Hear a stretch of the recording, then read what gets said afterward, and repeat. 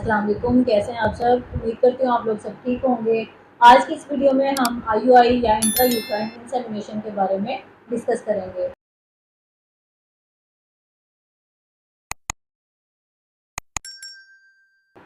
एक ऐसा कपल जो कि इकट्ठा रह रहा है और शादी के तकरीबन 2 साल गुजर चुके हैं लेकिन अभी भी कंसीव नहीं कर पाया, तो ऐसे कपल को हम सब फर्टाइल लेबल करते हैं। आईयूआई किन पेशेंट्स में रिकमेंड कर सकते हैं। एक ऐसा कपल जो कि शादी के 2 साल इकट्ठा रहने के बावजूद भी कंसीव नहीं कर पाया और उसके सारे फर्टिलिटी टेस्ट नॉर्मल हैं और एग का साइज़ जो है वो भी नॉर्मल है, तो ऐसे पेशेंट में हम आईयूआई रिकमेंड करते हैं। इसके अलावा जिन पेशेंट्स में सर्वाइकल म्यूकस थोड़ा सा थिक होता है उन पेशेंट्स में भी आईयूआई रिकमेंड किया जाता है। इसके अलावा जिन पेशेंट्स में जो मेल मेंबर है उसके स्पर्म्स की मोटिलिटी या उसके साफ्ट में कोई फ़र्क आ रहा है, तो ऐसे पेशेंट में भी हम आईयूआई रिकमेंड करते हैं। ऐसे कपल को गाइड किया जाता है कि आप कम से कम 3 से 4 सेशंस आईयूआई के कंटिन्यूसली लें ताकि इस प्रोसीजर के सक्सेस रेट को बढ़ाया जा सके। आईयूआई के प्रोसीजर से पहले ट्यूब्स का टेस्ट किया जाता है। अगर ट्यूब्स खुली हों तो फिर ये प्रोसीजर परफॉर्म किया जाता है, अगर ट्यूब्स बंद हों तो फिर ये प्रोसीजर परफॉर्म नहीं किया जाता।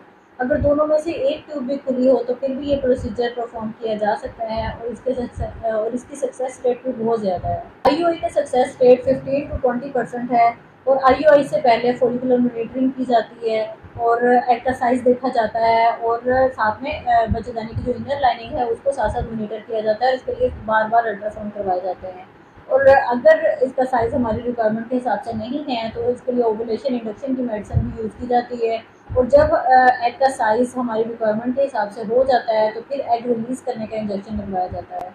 कुछ पेशेंट्स पूछते हैं कि एग रिलीज़ करने का इंजेक्शन लगवाने की क्या ज़रूरत है अगर नेचुरली ही एग रिलीज़ हो जाता है। तो जब नेचुरली एग रिलीज़ होता है तो हमें एग रिलीज़ होने की टाइमिंग जो है वो प्रेडिक्ट नहीं हम कर सकते, जो कि इंजेक्शन लगाने की सूरत में हम प्रेडिक्ट कर सकते हैं।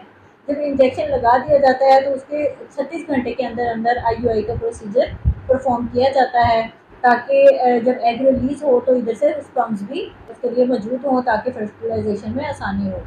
दूसरा ये एचसीजी का इंजेक्शन जो यूट्रस की इनर लाइनिंग है उसको स्ट्रॉन्ग करता है जिसकी वजह से प्रेगनेंसी स्टेबल हो जाती है। इस प्रोसीजर में करते क्या हैं, इसमें एक सीमन सैंपल लेते हैं, उसको वॉश कर लेबॉर्ट्री है उसके अंदर सेंट्रीफ्यूज किया जाता है और जो इसमें मोटाइल एक्टिव स्पर्म्स होते हैं वो लेके उसमें फिल कर लिए जाते हैं और एक कैथेटर के जरिए स्लो स्लो यूट्रस के अंदर पुश कर दिए जाते हैं। और उसके बाद पेशेंट को कहा जाता है कि आप थोड़ी देर लेटे रहें, फिर तकरीबन 15 मिनट वो लेटे रहते हैं और उसके बाद वो अपनी कोई भी एक्टिविटी कर सकते हैं।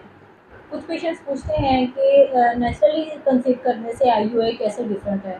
तो जो नेचुरली कंसीव करने में सीमन सैंपल रखा जाता है वो वजाइना में रखा जाता है, जबकि आईयूआई में वजाइना और सर्विक्स को बाईपास करते हुए बच्चेदानी में सीमन सैंपल रखा जाता है और ये सैंपल पे वाश्ड और एक्टिव और मोटाइल स्पर्म्स पर मुश्तमिल होता है। जब ये टेस्ट परफॉर्म कर लिया जाता है तो उसके बाद पेशेंट को कहा जाता है कि आप 15 से 20 मिनट लेटे रहें और उसके बाद आप कोई भी अपनी एक्टिविटी कर सकते हैं।